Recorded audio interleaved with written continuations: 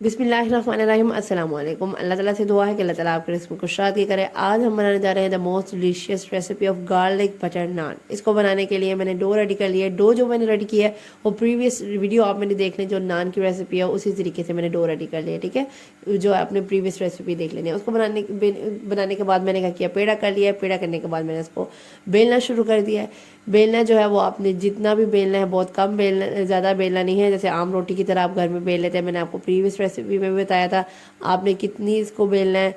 पहले आप ये बनाने से पहले ना आप मेरी प्रीवियस रेसिपी, डिटेल्ड रेसिपी देख लीजिएगा, जिस तरह मैंने उसको सारा ना इजी स्टेप्स में सारा कुछ बताया हुआ है कि क्या क्या करना है हमने। पे आपने इसमें सब कुछ ऐड करना शुरू करना है। सबसे पहले मैंने नान पे कलौंजी ऐड कर ली है। कलौंजी ऐड करने के बाद मैंने इसमें फ्रेश धनिया ऐड कर दिया है, ठीक है। आपने लाजमी फ्रेश लेना है धनिया, फिर वो ना अच्छा लगेगा और मज़ा भी आएगा। उसके बाद आपने क्या करना है, इसमें लहसुन ऐड करना है। लहसुन जो है ना वो आपने जिस तरह आपने जैसे चुटकी को मैंने पकड़ा, आपने भी ना वैसे ही ले लेना है, ठीक है। वैसे लेकिन आपने पूरे नान पे अच्छी तरह से स्प्रेड कर देना है लहसुन, बहुत मज़ेदार टेस्ट आता है। अच्छा, आपने ये सोच के कम नहीं लगाना कि लहसुन पता नहीं किस तरह का लगेगा। उसके बाद आपने हाथों की मदद से प्रेस करना है और बेलने की वजह से ना अच्छी तरीके से ना आपने इसको स्टिक कर लेना है नान के ऊपर। आपने परेशान नहीं होना, तो ये ना स्टिक हो जाएगा, उस पर उतरेगा नहीं। इस बात पे आपने परेशान नहीं होना, ठीक है।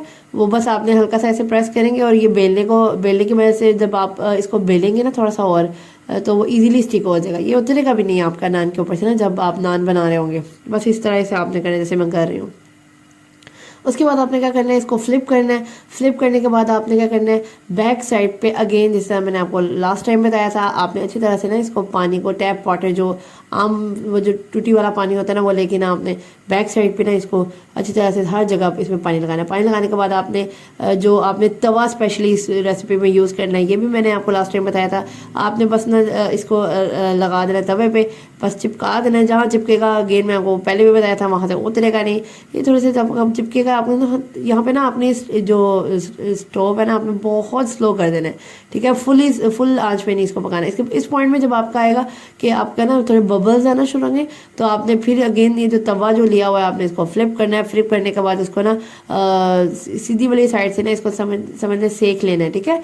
अच्छी तरीके से सेक लेना है। साथ साथ इस सेकने के बाद नीचे भी देखते रहिएगा, ये ना हो वो सारा जल जाए और आपको पता भी ना हो कि वो जल। नीचे भी साथ साथ देखते रहे कि वो ना अच्छी तरीके से ना वो इसका ना मतलब पक जाए वहाँ से। कोशिश कीजिएगा कि तवा जो है ना वो आपको थोड़ा हल्का हो।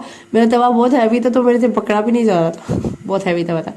नेक्स्ट पे आपने क्या करना है, इस पे बटर जो है ना वो अच्छी तरह से लगा देना, ठीक है। थोड़े हल्के हाथों से लगाइएगा, ये ना हो कि वो ज़ोर ज़ोर से लगाए तो सारा ऊपर से उसका ना ये जो लगाया हुआ है ना चीज़ें आपने वो सारी उतर ही जाए, ठीक है। इसको ज़रा सॉफ्ट हाथों से आपने इसको लगा देना है बटर को।